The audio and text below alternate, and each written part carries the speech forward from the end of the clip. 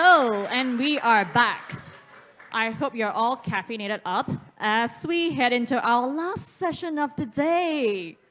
Next, we'll be exploring the potential scenarios for the future of media in the era of AI. Our provocation will be delivered by Shuwei, and our respondents on the couch are Arul, a specialist in video and tech for human rights, Jaemark, a journalist and technologist, and Andy, CEO of Compass Media Group. And this session will be moderated by Citra of KBR. Citra, the floor is all yours.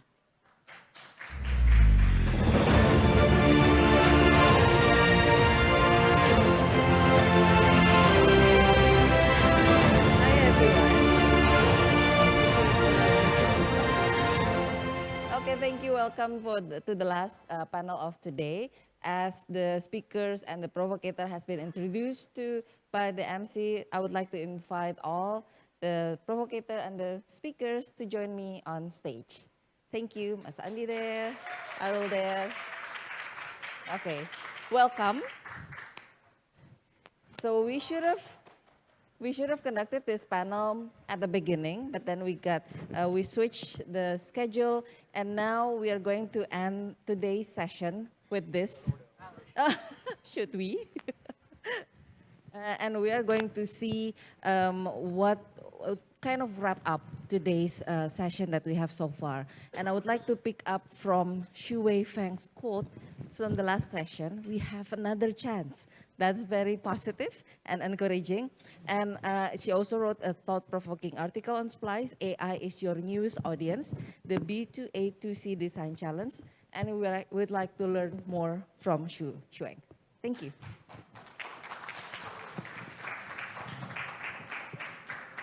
Thank you, everyone. I will try to keep everyone awake, including myself. So, 6 months ago, I had a conversation that fundamentally changed how I understand AI and media. I've been researching AI media and mediation for many years, but something was missing. I was having coffee with a friend who's a computational neuroscientist, and she was extremely frustrated.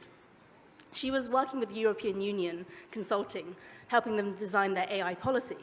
And she said to me, they keep calling AI a data layer, as if they're sophisticated databases. They keep forgetting that there's a neural network in there. So that's when it crystallized for me. It's not just that machines mediate between information and humans, it's that they do so with agency.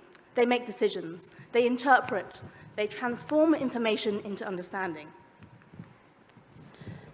So if you think about media, it really started out as a traditional B2C model, a newspaper to its reader. Then we moved to a system of platform-mediated B2B2C, so publishers through Facebook, then to users. We've seen that for the past 20 years. Now, I think we're moving towards a system of what I call AI-mediated B to A to C, businesses to AI agents to consumers. And here's the key difference. Unlike with platforms, AI has functional agency. They don't just sort and deliver, they interpret and decide. And this is why I think the AI layer behaves more like an audience than a platform. It actively consumes information for its own purposes in ways totally alien to us, and then translates it for humans. So this is fundamentally different to what we've seen before, and it really makes the social media age look like a vending machine compared to a chef. So if you think about it, platforms sort and rank. You put in a query, and you get back the same results as everyone else with that query. But with AI agents, they read, they understand of a fashion, and transform. A single news article might be consumed by millions of agents, each making different probabilistic decisions about how to present it. One transforms it into a simplified explanation for a student, another extracts just the economic implications for an investor, a third translates not just the language, but the entire cultural context. Think about how Jaemark's budget bot actively makes decisions about how to present macroeconomic data. This is what's known now as liquid content, information that flows and reshapes itself for each context instead of artifact-based information, fixed articles or videos that exist permanently. So this isn't just mediation, it's active interpretation with real decision-making power. This type of agency is not new at all. So think about the last time you took a Grab. The AI decided which driver should pick you up, what route they took, and how much you paid. This is functional agency, and it manifests itself in 4 crucial ways that platforms never had. First of all, interpretive agency. AI decides what information means and what to emphasize. It might highlight different aspects of the same story for different users. Second, creative agency. AI generates entirely new explanations that never existed in the source material. It doesn't just filter, it creates new stuff. Third, conversational agency. AI makes real-time decisions based on who's asking and how the conversation evolves. Fourth, semantic agency.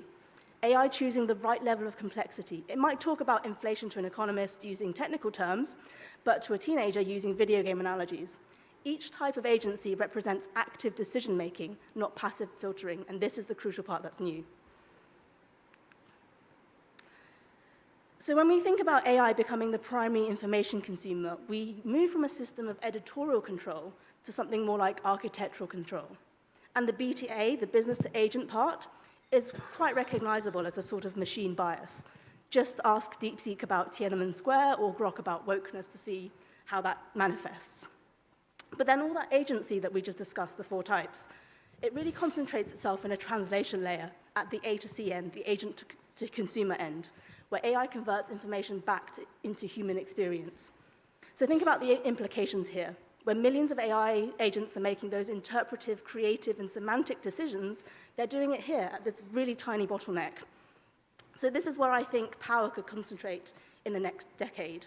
Control this layer, and control not just what humans understand, but how they do so, and how they feel about how they understand. So here are some early signs that this isn't theoretical, and hopefully you'll be familiar with some of these headlines from the last few months.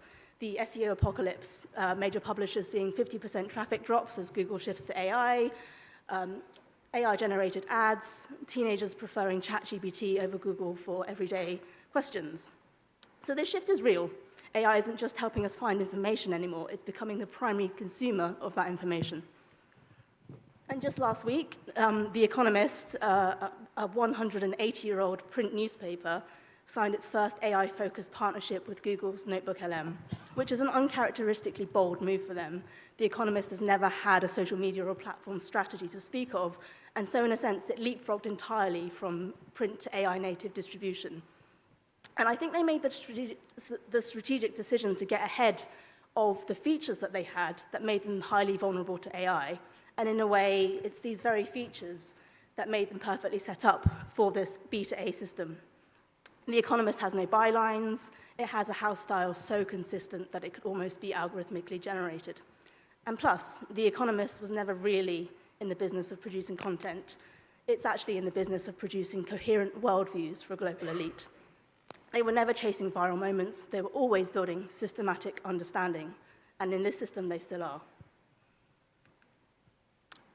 So deals like The Economist are just the beginning. But here's the problem. We are still using 20th century economics for 21st century audiences. We have a paradox. The B2A part of this chain should really be utility-based. AI values completeness, structure, and machine readability. It has objectives, not human emotions and tribal instincts. And the A to C part, this will still be a fight for human attention, but on very different terms. Right now, we have the same outdated metrics for the entirety of this chain. The publisher deals that OpenAI had, flat fees for training data plus bonuses for in-chat engagement, feels to me a little bit like measuring electricity consumption by looking at how many people look at light bulbs. It makes no sense. Our entire digital economy is based on human intention and emotion, but AI does not have either of those. It has computational objectives. It does not click ads. It does not feel FOMO. So what should we be measuring instead? Here's what metrics and business models could look like for AI audiences. So instead of page views, you could measure API calls and charge for a system that is more akin to how AWS charges for compute cycles. You pay for what you use. Instead of bounce rates, we could measure confidence scores. How reliable is your information? Like Moody's ratings for data. Instead of social shares, we could track cross-model consensus. How many different AI systems cite you as authoritative? That's the new version of going viral. But the key question here is, can you get that sort of data from the companies? It really remains with them. So fixing metrics is only half the equation, and I think there is real opportunity in the A to C end. New value could be unlocked in what I'm calling the AI intimacy dividend, where people are willing to engage more, to be more open with AI than with humans. There's no social cost, no judgment, and no embarrassment about asking stupid questions when you're having a bilateral conversation with an AI. And I think this creates entirely new value. Personalized experiences at your exact level of understanding, multiple perspectives without social judgment, complexity that adapts as you learn, questions that evolve naturally as understanding deepens. Yes, there are huge risks. Sycophancy, manipulation, grooming, and scale. These are non-trivial, but the opportunity is real, moving from attention-grabbing headlines to genuine understanding building. So I was asked to give a provocation, so here are some pretty tough questions I think we should all be asking, and we explored some of this in the last panel. For media executives, I think it's time for some ruthless product thinking, even if this means a direct challenge to your current business model. For civil society, we need transparency in translation layers. When Western or Chinese AI companies interpret Southeast Asian information through their opaque lenses, that is not acceptable. Can you demand to see how AI interprets your context? For regulators, every information revolution for the last 800 years has concentrated power somewhere new. So how can we prevent translation layer monopolies? This time is not just about ads, it's about reality perception. And finally, for investors and for builders in the room, is there a business model where doing right by humans is also a smart investment? And then a final provocation that I'll just repeat for everyone. Stop just thinking about how to use AI and start thinking about what AI wants from you. Thank you.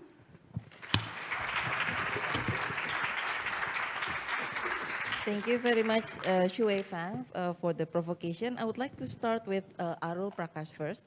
What are your thoughts based on your expertise on the video expert and the human rights perspective as well? Okay, thank you. Selamat sore.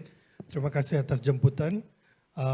Let me ask this question. How many of you came across any photo or video online that you have doubt whether it's real or generative AI? Okay, mostly. What do you do next, okay? So I want to turn the focus now to the community we are creating these news or narratives. They are not here actually. From the morning I realized we talk about the newsroom, technology, platforms, tools that we trying to create some kind of content, news, delivering to some audience. Whether the question here, this audience are going to your portal or not. Either they are searching news online. What's their pattern? What's the trend on the ground? So most of them are consuming their media or news on their mobile phone that maybe 4 to 6 inch or 6 inch plus. And many content being generated and the doubt starts from a small screen. So they tend to believe the content, they tend to see, oh, that's genuine, or the photo looks real with my president and the people on the ground, you know. So that's so problematic. And also the tools to generate easily, it's readily available. But the tools on the detection, the platform on the detection is not really accessible, especially for the consumer level or the community level. That's a greater challenge. And we also see the digital divide. While the newsroom journalists are still grappling with fact-checking, but we are already on the AI race. You know, how to detect whether this is generative AI, photo, or like video, you know. We are struggling, but we are still not settled with the fact-checking hawks, especially for our Indonesian journalists, we are still grappling. And we already like 10 or 100 steps ahead, this technology, you know, like what to do, you know, that's great challenge. So the tech oligarchy prioritizes capital and business over human rights. That's a fact. So I know there is a lot of investment on the policy, on the governance. The truth is they are not going to listen to you. They are not going to change anything because you don't bring money to them. You are not part of their business model. We have learned this from the social media companies in the past. When something large or big happening like genocide, what's happening in Myanmar, Gaza and all that, then they bring about some tweak, some changes. Oh, we should moderate this. We should hire more local people. Oh, we should enable this AI technology for this particular conflict. If not, they are not going to respond. We have seen this is real issues on the ground. And the community like questioning us, like I was in the Philippines, like before the election, they're asking like, Prakkash, like what data shows that this generative AI manipulating voters' decision? Can you prove? Like, are you just like, is this like a big thing now and you all want to focus on that? But on the ground, the poor people still don't have access to internet. Still in the mountains, they don't consume news like how we consume in the cities and the town. And what you're talking here is not relevant to us. These are the real things that I experience on the ground. And in Indonesia might be relevant and also most of the region. And we are seeing the rise of more and more authoritarian government. And the narrative and people going to TikTok and the social media platform to find information and news. And not anymore, I don't call it like traditional way looking at the news portal, but it is the way now. Whether the journalists are on this platform, are they engaging with them or not, that's the biggest question here.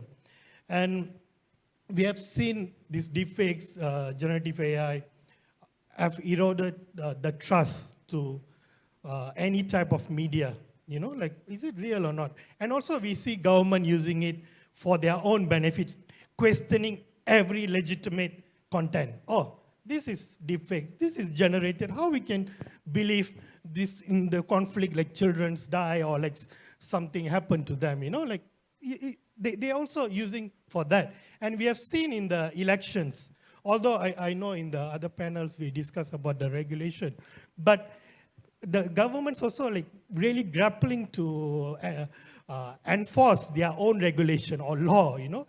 It's very nice. Oh, all the political party have to label generative AI content, but who is labeling? If they don't label, are they going to get arrested? No.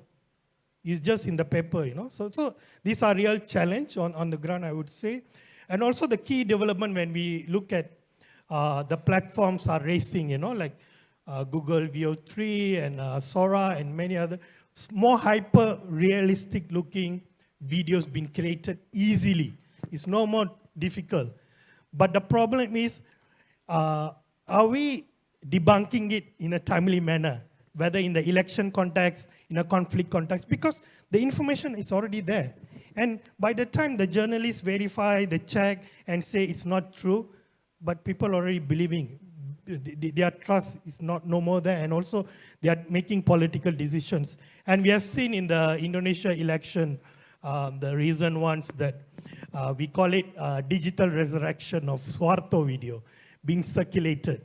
It's not the current people also from the past, they can instill fear among the voters or like confuse them, you know, why this video is resurfacing and what's the message is giving. And also the voice cloning, the technology is very hard to verify.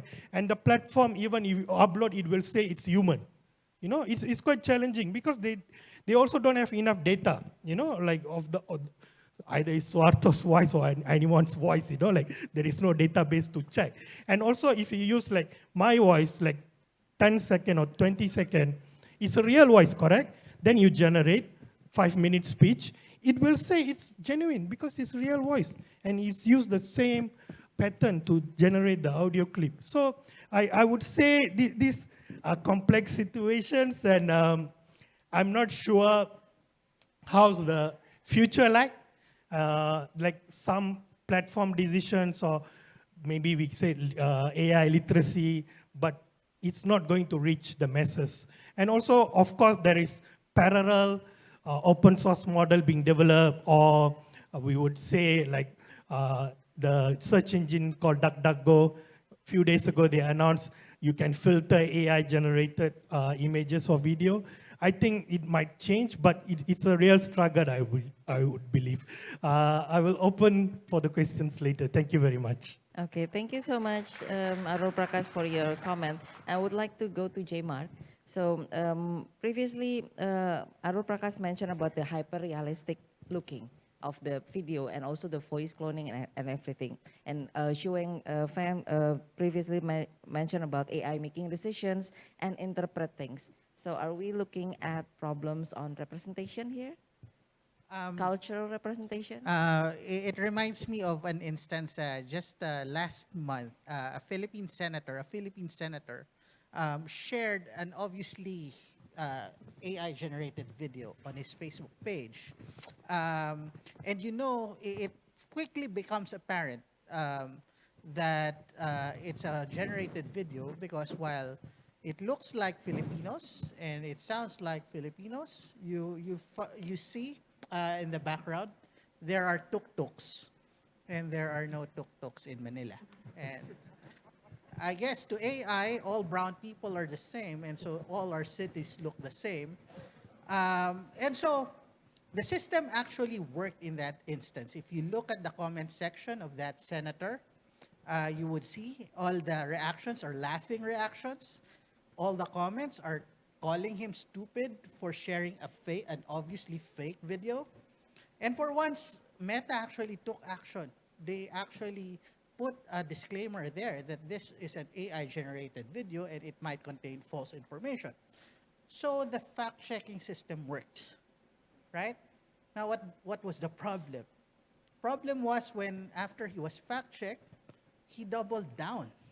He said, I don't care if this is AI. I believe in the message, and so that makes it true for me. And so a lot of the things we're discussing, they're not necessarily technological issues, right? Because there's no way to change that guy's mind. We fact-checked him, we pilloried him, we bashed him, everything we had to do, right? And so thinking about that, I wanted to take a step back to discuss Shuwei's provocation. I found it interesting that her question was for media advisors or media executives, right? And it's interesting that she said media executive and not journalists, because those are very intertwined, they're very related, but they're not the same thing. And we don't have the same goals necessarily. So she talked about platforms, for example. Here's an example where my role as a journalist and a media manager was actually in conflict. Think about TikTok and think about how important TikTok is. Now, if you're a media publisher, you know there's no money in TikTok, right? There's no value in publishing your content, your news on TikTok, because there's just no return for you. Won't even drive traffic into your website, right? If you're thinking as a media manager, you won't publish your videos on TikTok. But if you're thinking as a journalist and you're concerned about your democracy and you're thinking about all the bad actors dominating the conversation and the narrative in that platform, then it's a no-brainer for you. You'll put your content on TikTok, right? And I feel like the model that Shuwei presented with B2A to C, it's going to be a supercharged conversation about that. I presented a graphic earlier indicating that, yes, most Filipino kids use ChatGPT for homework, right? But because our training data isn't there, it's gonna be dumber about Philippine history than it is about American history. So if you're a media organization, would you allow ChatGPT to get your information so that your audience would be smarter to find that information? Or if you're a media manager, would you keep that data away from ChatGPT because you're not going to get paid for it? So in that instance, I don't claim to have any of the answers, but there's a conflict between the journalist and the media manager, right? Now, it doesn't have to be in conflict forever. A few months ago, I tweeted a picture of all the executives who were mentioned in the press releases in OpenAI's deals with media companies. And the funny thing, I don't have the picture now, but I can send it to you if you ask me later.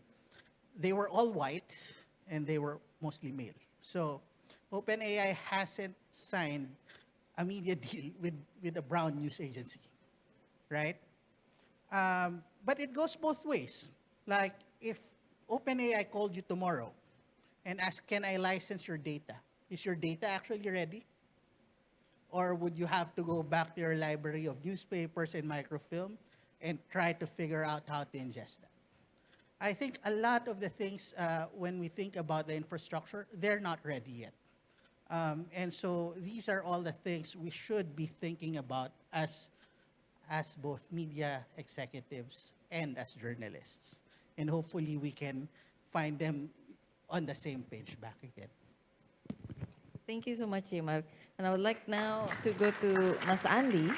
As the media executive yourself, you have the question from Shuwei about that. Yes, I'm the media executive that try to make journalism sustainable, right? So there is an alignment of interest there, hopefully. Yeah, when I listen to Shuwei, I think she's presenting what I would call, sorry to say this, a very dystopian scenario where news publishers completely lose the direct relationship that we used to have with our audience, right? I mean, this is a continuing trend. We have lost the direct relationship with the search engine, with the social media, and now with TikTok, and now it's just a continuation that we are losing that relationship through AI. So I think the question now is not the what if, but what now? What do we do now? And that's Shuwei's question. What do we do as media executive facing this situation? I think we believe in at least 4 strategic steps, and hopefully there's an alignment between, again, the media as a corporation and media as a journalism institute.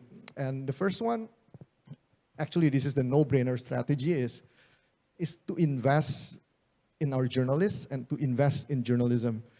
I mean, this is, again, a no-brainer strategy, but if we think about what we have done for many years, for a lot of media companies in Indonesia, when we are facing this intermediation, that means we are losing value every time our relationship is being intermediated by platform, then we try to offset this lost value, lost ARPU or whatever, by creating more content, creating more volume of content.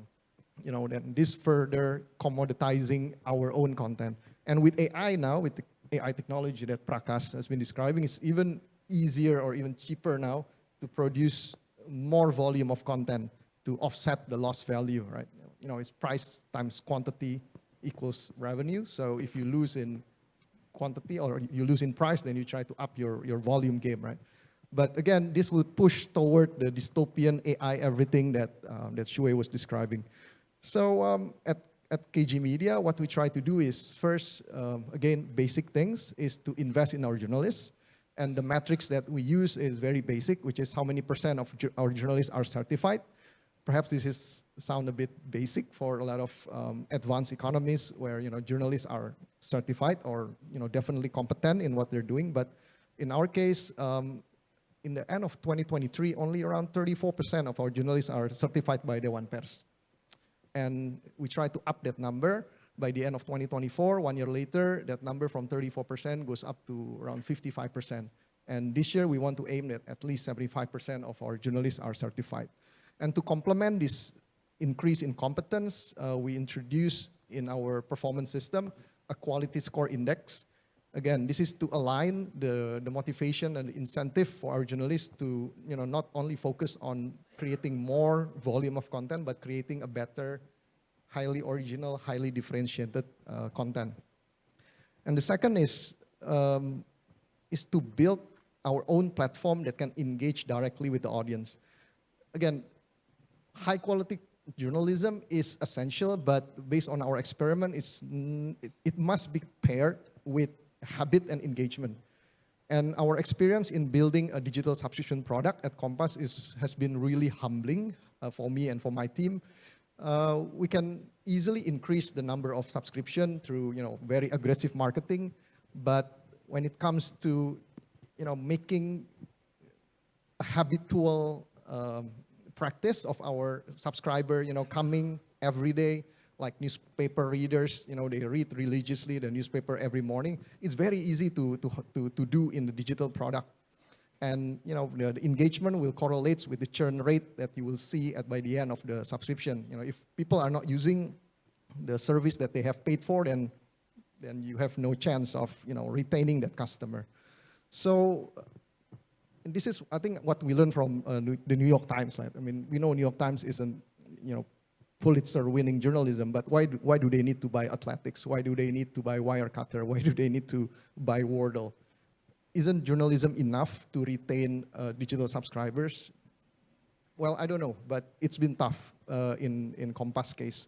So what we try to do now is to offer a broader variety of topic, because at Kompas Group we are quite lucky. We have a quite broad variety of verticals, from children, automotive, sports. So we try to integrate that in one subscription platform through bundling and integration of the content into one subscription platform.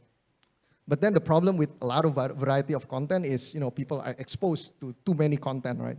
What they need is not more content, but a relevant content for them. So we've been leveraging on our first-party data that we've been building for years, to personalizing the experience in our own platform. But the third one is trying to diversify into multiple revenue streams out of just advertising revenue stream. I think in this AI era, it is very, very risky if we rely our business model on traffic and the monetization that you are doing on that traffic. Since the introduction of Google AI Overview last year in Indonesia, August 2024, our digital traffic at KG Media, at Kompas Group, has been down over 50%. So we lose half of our traffic in 1 year. That means it brings down also the digital advertising revenue that comes from that traffic, right? But on the other hand, our revenue stream that comes from non-advertising revenue, and we're talking about events, data services, research services, book publishing, IP monetization, has been very resilient, even in this economy. And we are only making around 40% of our revenue coming from this non-advertising revenue. So it's very important to us to continue to diversify. And I think lastly is again, a no-brainer, but trying to strike conversation with the AI platform, like Jaemark was mentioning that we need, if we really value our own journalism, then why do we let this AI platform crawl it, scrap it, reuse it for nothing, right? In Indonesia, we are quite lucky that last year, February last year, our government introduced a publisher right regulation. And we know that when that publisher right was drafted, it was before the advent of generative AI growth, the explosive growth of generative AI. It was designed for the search and social media era. But if we read the regulation, the Perpres line by line, clause by clause, actually, the regulation is very relevant and it completely applies to AI platform. And then, so that means we can use that regulation to back our conversations with AI companies. And we are, right now, the KG Media Group, we are trying to do that, to have that conversation with AI media company. And I think this comes to the very key point that, and this is hopefully answers Shuwei's question, right? What do we do to be relevant for the human audience and the machine audience? And again, I think it's a no-brainer that you go back to your root, which is to try to invest and try to produce a highly differentiated, highly original content, because that kind of differentiation actually works for the human audience and also the machine audience. I mean, what kind of AI company wants to license a commoditized content, right? It's just cost to them. AI company, they hate non-original content because they need to scrap it. There is a server cost to do it. but actually it's just a duplication of already too many content on the internet. So I think that goes back again to our root that, journalism is the key. Hopefully it's the key not only to survive, but, to still trying to thrive in this AI era. Yeah, Okay, that's thank you fun. so much. Thank you. Before opening question from the audience, I would like to go back a little bit to Shuwei. Maybe some response to what Mas Andi mentioned about the dystopian response from him about the B to A to C scheme.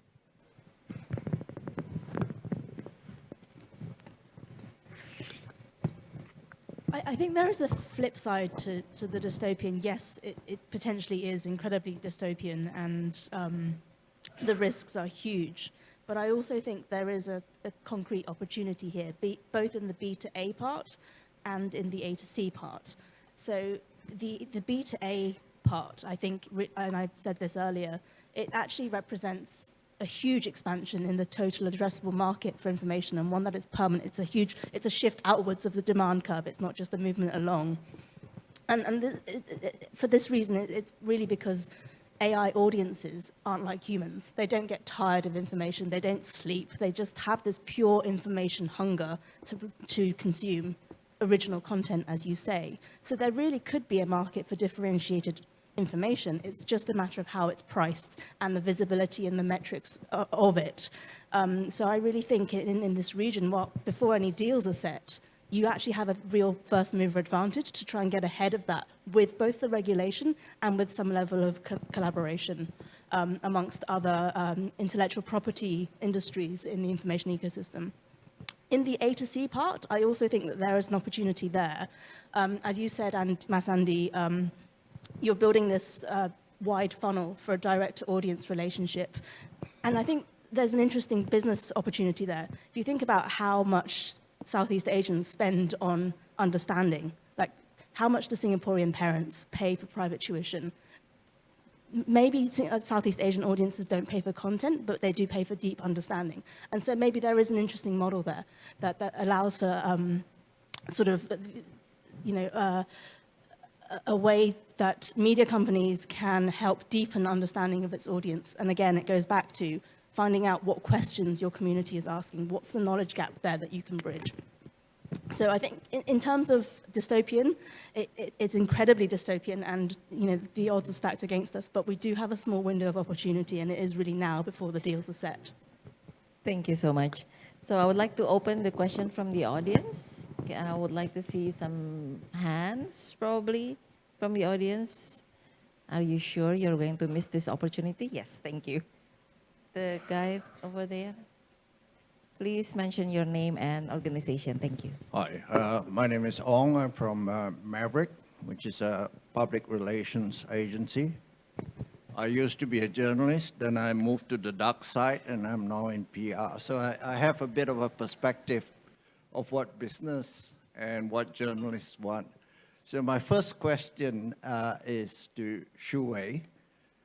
You talked about the translation funnel. Is there any way that you actually could influence the output of the translation funnel, right? And also, a second question is directed to Andy. Are you, by producing more information, I think there's this guy called Herbert Simon who talked about attention economy. And his premise was that, an abundance of information causes a scarcity of attention. By producing more information, would you not be causing the scarcity of attention on the part of your audience? Thank you. Do we have another question from the audience? If yes, Mbak Sita.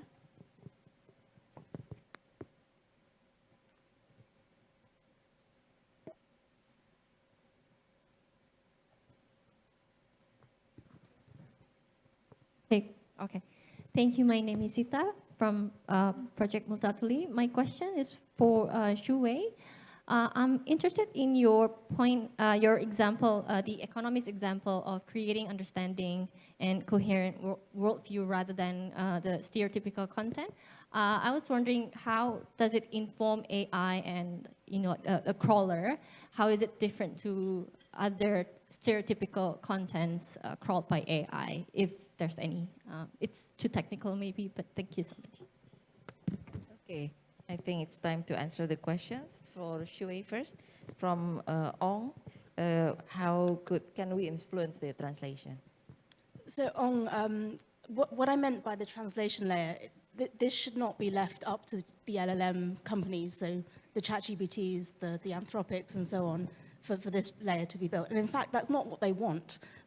Sam Altman at OpenAI has been very vocal about what he calls a product overhang, which means he's basically saying, come and build an API on our product. Obviously, he has his own reasons for doing that. He'll get more clients. But I don't think OpenAI as a company necessarily wants to build custom domain-specific tech for Southeast Asia. So there is an opportunity for a media company, let's say, to build an API on top of OpenAI or some other model that actually has some expertise in translating a domain-specific context for humans. I think, from taking an example from Compass Media, parenting is a very, very good example of that. I think that, being a mother myself, there's a lot of judgment, in asking really dumb questions about parenting that maybe if you have a bilateral conversation with an AI, you wouldn't necessarily be that afraid to ask.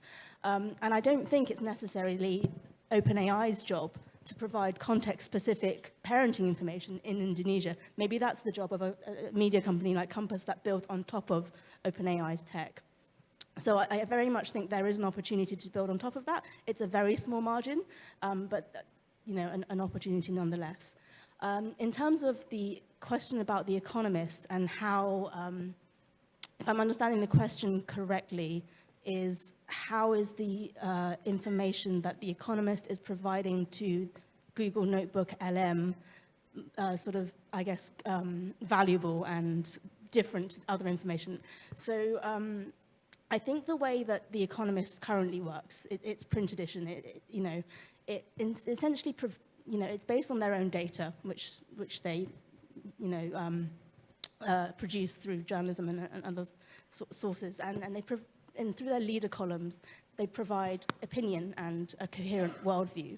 The way that, I guess, the analogy that they're doing for AI is the way that they're structuring their data. So the way that they sort of categorize the different economic variables into the tables and so on for Google Notebook LM informs the way that Google Notebook LM basically translates that for humans. There are certain value signals in the way that this data has been structured. Let's say, the way they categorize a certain bucket of macroeconomics, the certain indicators of inflation and so on. It's essentially through that they, inject their DNA into the system. I hope that answers that. We can talk about it later. Thank you. And then to Mas Andi, the question to Mas Andi from Pak Ong. Yes, completely agreed that more doesn't mean, the merrier in the context of news and content right now. The more you produce, that means the more scarcity on the curation part. Because I think the value of a newspaper, if there any value for the younger generation, is the curation, right? It's not about producing more, but curating what is the more relevant, more important content that is, again, relevant to the audience. So in case of Kompas, for example, people who know Kompas, I think you know that we are very fluent in reporting politics, but it can only get us to a certain subscribers number. So we are quite surprised that, when we try to diversify a bit, for example, parenting and, what is the option for the younger generation, for a slower living instead of, chasing their dream in big cities. How about moving in a more slower area, slower pace of living? Actually, there is an up in our subscribers. That means it's not just producing, more commoditized content, but really understanding the user needs and producing more on that specific needs. And I always remind my team at Kompas that, even in our golden days of Kompas, our newspaper probably just reached only 1% of the population. but that 1% highly loyal, highly valuable subscriber is actually enough, to develop a business that can sustain very high quality journalism. So I think that's what we're trying to achieve in this era. Not trying to convert the majority, but trying to really engage the minority that really understand and trust our brand. Okay, I would like to open again the floor for questions. Reza first from behind, and then Febri. Hi, my name is Reza. I'm journalist. So I address my question to Pak Andi directly. So as you mentioned, many newsrooms are exploring and venturing beyond journalism to grab a new source of revenue, but it is often saturated market full with competitors with deeper pocket and decades of experience. Moreover, it's also raised concern about if somehow the media getting more revenue from beyond journalism, it will degrade the journalism process itself. So it worries me that by the end of the day, if we're venturing too far away from journalism business, it will the editorial and journalism just become a symbolic. So how do you think about this? Thank you.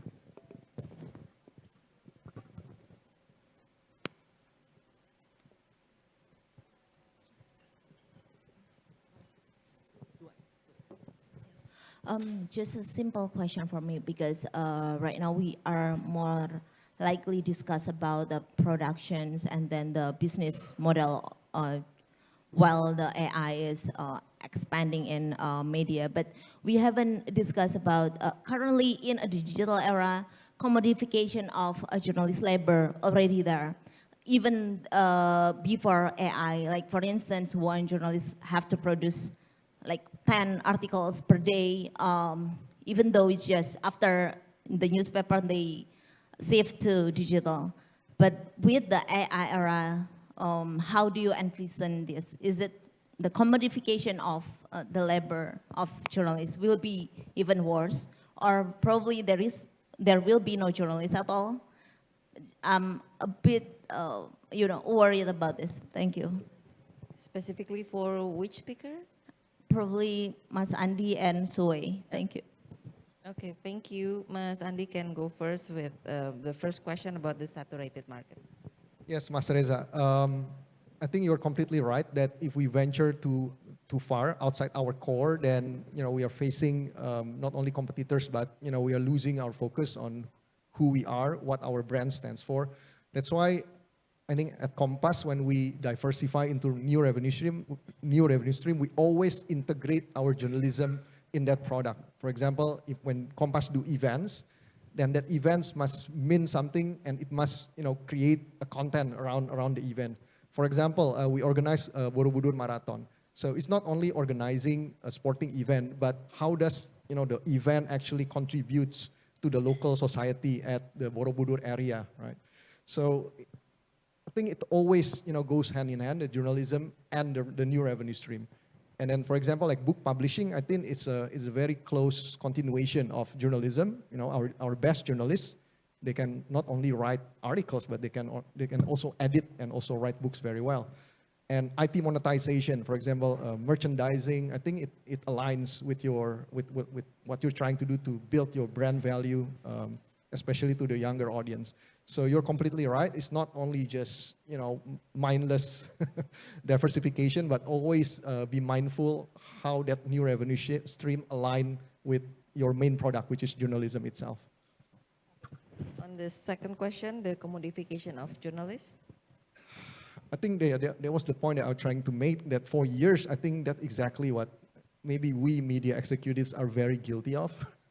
That volume means value, but I think it's a huge wake-up call, especially with the AI, with what we're facing now. I don't know, but my data shows that at our group, volume now means nothing, because we are losing this race, the race to the bottom, actually, if we just create more and more commoditized content.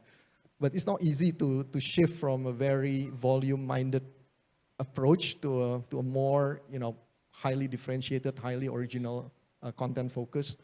And but I think that's the way to move forward. That means the competence must be there. And AI, when I talk about AI, I think it's very natural also to try to disengage with AI, but that's not exactly what we're trying to do. But AI should not substitute journalists, but AI should complement the work of journalists to create better content, not just more content. So now it's more about how to align the motivation and the incentives. So this approach of more quality and less commodity can become a reality. Okay, thank you. And Shuwei, this question is also for you. I would take a leaf out of Jaemark's book and think about how AI essentially can augment the expertise of journalism. But let's say, in 10 years' time, when model efficiency and accuracy and benchmarking has improved such that, these machines are essentially much more intelligent and knowledgeable than we'll ever be. And I already accept that many of these models are far more intelligent than I am. What is the thing that journalism can do that these machines can't replicate? And I personally think it's asking really good questions and try and get to the root of the problem. I think that's something that you need human context and understanding in order to have. And maybe it's not a replacement of the journalism role, but it's something different. And I think that different part is something that could be expanded upon. So I think it's unlikely that things will stay the same, and maybe there'll be a sort of expansion of the journalist role into something that looks entirely different in future.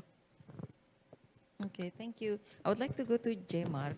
You mentioned earlier about the line on all brown people are the same, like how AI thinks like that. How do we fix that? Well, it goes back to my original point. How do we solve that?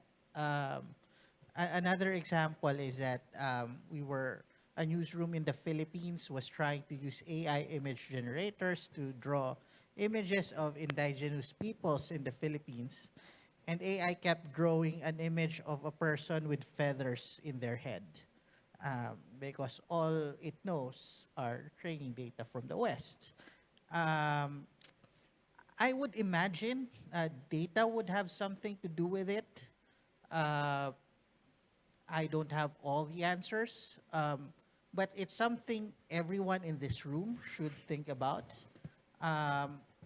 Like, how do we ethically collect that data set so that models who would want to approach us so that they would have more accurate representation of us would be able to pay us for it, right?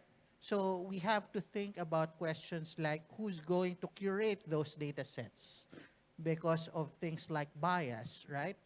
Political bias, ethnic bias, unconscious bias that might make it to that, right? But, media organizations right now are only trying to survive, and we're not thinking about that big picture. But if Shuwei is right in her thesis that most of the information would go through that model, we have to be thinking about how to talk to these agents and to these machines and how we're able to shape them to reflect the context that we have and, clean it of these biases. So, yeah, it's a more difficult question. But I don't know, is anyone here actively working on a data set? Right? I don't think so. And perhaps that's something we should be thinking about, for the longer term. Thank you so much. So tomorrow we'll be entering the second day of the conference, and the main topic for tomorrow is preparing the future. And I would like to invite the speakers here to have like a 1-minute wrap up to help us prepare for tomorrow's conference and prepare the future with the AI. I would like to start with Arul.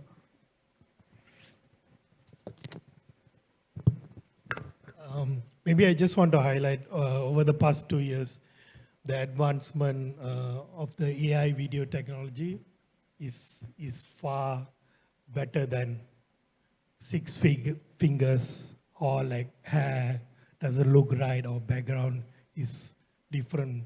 So we need to take that into account. So these platforms already have existing data that like Meta's AI. Of course, you're already in the Facebook, you know, and with the trends they are creating, like Studio Ghibli, where they're getting the photo, you need to input their data.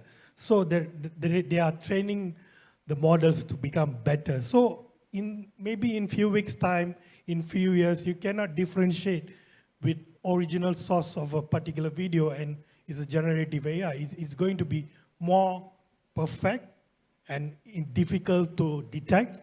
So we need to be aware. So I think there should be multi-stakeholders or like engagement with civil society actors, the communities on the ground, how they're consuming this information, like what they need to look out for, and of course, same time, pressuring this big tech, of course, is very hard to have human rights framework to protect privacy. You know, the Studio Ghibli, one of the example, people start talking about privacy. The artist talking about it. What is original content?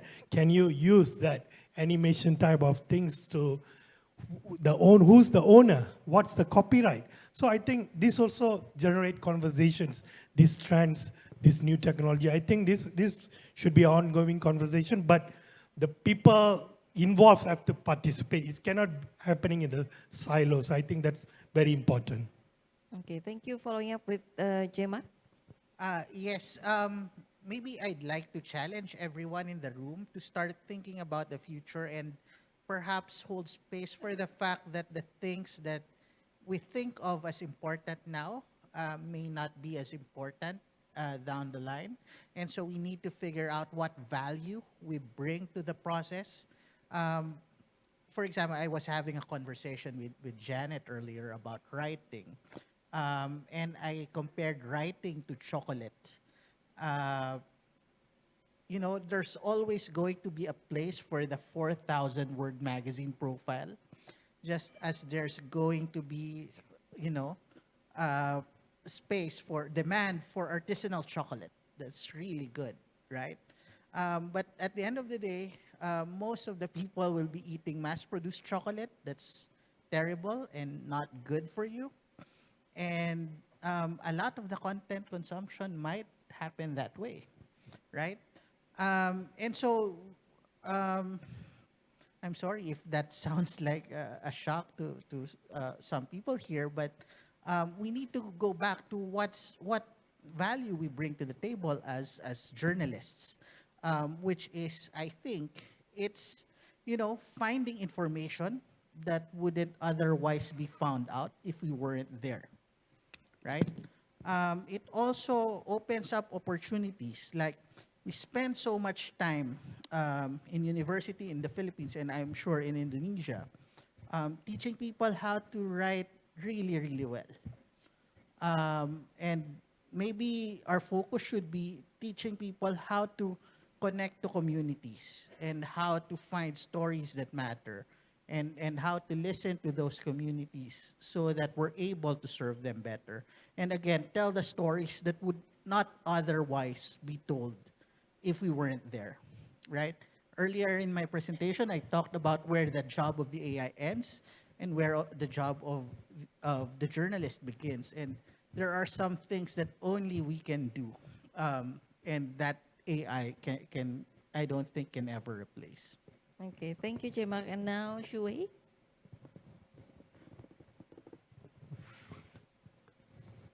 So we talked about B to A to C, where human beings are the end decision maker in this chain. But one thing I haven't really talked about is the scenario where we have a chain which is B to A to A. So essentially, agents producing information to other agents. And to prove that I'm not completely nuts, this actually exists already. So this is what happens in algorithmic trading in financial markets, and the FIX protocol is a thing that's been around for 10 years, which essentially is this. And why is this important? Well, firstly, it's essentially basically a recognition that, you know, in the future, perhaps these agents will have more agency than we necessarily bargained for. But really, the thing that's important here, and the lesson here, is that we have this opportunity right now, while this is kind of manifesting, to demand transparency in the B to A layer, so how information is translated into agents, for agents. And the reason why we need this is because when you produce information that's optimized for machines, humans don't necessarily know how to read that. It's basically like optimized, that's structured data. We can't read that easily like a text article. So when machines produce for other machines, we can't necessarily understand this unless we demand transparency over this. So I guess my point is, think about this scenario as a really extreme edge case as a reason to demand transparency right now. Thank you, and Mas Andi to conclude. Yes, I agree that when you think about future scenarios, then you can look at it like a spectrum where at the one end is, my word is this dystopian, but it's not actually very dystopian, as Shuwei was explaining, that, news publisher completely lose the direct relationship with their audience. But on the other end of the spectrum is also too utopic, I think, if we assume that news publishers can retain most of that direct relationship. And the truth is always somewhere in the middle, right? So I think we should prepare for both, investing in our own platform, but also preparing ourselves, for the B2A to C or the B2A to A scenario. But I think I would like to point out an interesting trend, and we also look at our internal group data for this. We are a book publishing company as well, that the sales of books, like physical book, is actually at all-time high, not only in Indonesia, but I read that it's also globally. So, and it's driven by the younger generation, the Gen Z. I don't know about Gen Alpha, but at least the Gen Z. I think for the older generations, it's like we feel like we have graduated from the physical conventional media and now we are digital. But for the younger or the youngest generation, it's part of an ecosystem. They use digital, but they also use conventional. They can appreciate a conventional. They don't have to feel like, okay, I've graduated from this into the new world of AI and digital. No, everything is part of the experience. If they are bored with digital and AI, then they go back to conventional and physical. So I think there's a real opportunity there, as long as we keep our eyes open and again trying to make journalism not only survive but thrive in this new era. Yeah, thank you. Okay, thank you so much for our speakers today, and this wraps up today's conference. And I would like to point out, going back to the root, as Mas Andi mentioned, and going back to the value of journalism that we are doing now. Thank you so much, and I'm giving respect to Trina. Thank you.